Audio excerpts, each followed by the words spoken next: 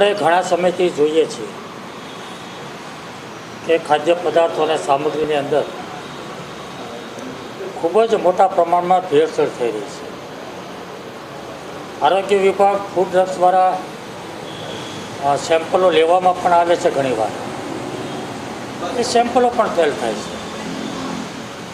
હવે તો ભેળસેળ તો ઠીક છે, પણ હવે સંપૂર્ણપણે નકલી બનાવટો.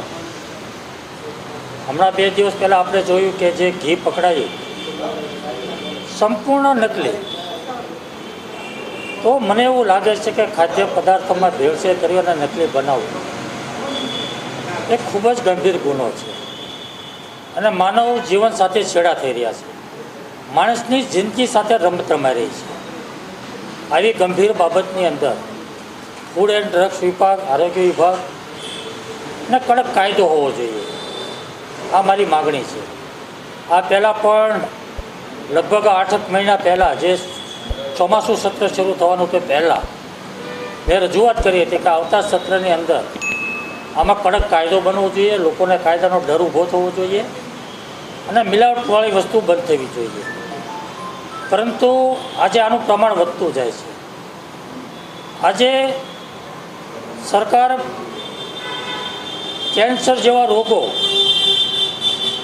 જે ખેત પેદાશોની અંદર દવાઓનો છંટકાવ થાય છે, એનો ઉપયોગ થાય છે, એ બંધ થાય એના માટે પ્રાકૃતિક ખેતીની વાતો થઈ રહી છે.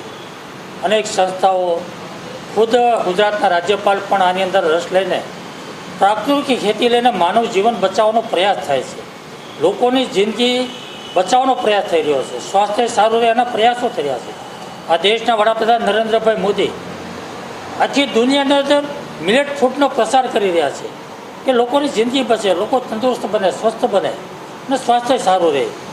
તો આવા જ સમયે મિલાવટવાળી ખાદ્ય પદાર્થો અથવા તો સંપૂર્ણપણે નકલી ખાદ્ય પદાર્થો મળે ખૂબ જ ગંભીર બાબત છે. કોઈ અકસ્માત બને, કોઈ ઘટના બને અને એના જવાબદારને ઠેરવીને જો માનવવધની કલમો લાગતી હોય તો આ તો સીધો માનવ જીવન સાથે છેડા થઈ છે. તો આને કડક કાયદો બનવો જોઈએ, માનવવધ જેવો ગુનો લાગવો જોઈએ, એવી મારી માગણી છે. અધિકારીઓ સામે સીધો આરોપ લગાવવામાં આવે છે કે તેમની ખબર હોવા છતાં આ પ્રકારની કાર્યવાહી. બિલકુલ, હું ચોક્કસપણે માનું છું કે આરોગ્ય વિભાગ અને ફૂડ એન્ડ ડ્રગ્સ વિભાગ સંપૂર્ણપણે બેદરકારીપૂર્વક કામ કરી રહ્યું છે. કોઈ જ લોકોને કાયદાનો ડર નથી. કોઈ વિભાગનો, આરોગ્ય વિભાગનો, ફૂડ એન્ડ ડ્રગ્સનો વિભાગનો કોઈ ડર જ નથી.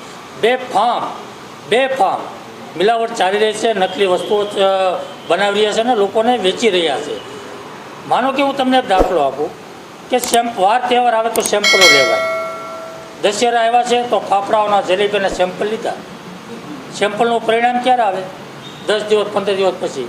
તો ફાફડાની જલેબી તો ખવાઈ જાઓ, લોકોએ ખરીદી લીધા, ખાઈ જાઓ. આનો કોઈ મતલબ નથી.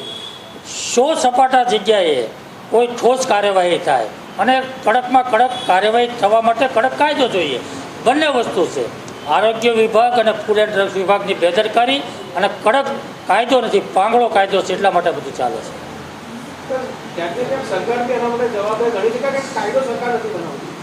સરકાર કાયદો બનાવવા માટે જ મેં સરકારશ્રીને વિનંતી કરી છે કે વિધાનસભાનું સત્ર આવી રહ્યું છે અને મારી માગણી છે કે આ સત્રની અંદર કડક કાયદો બને.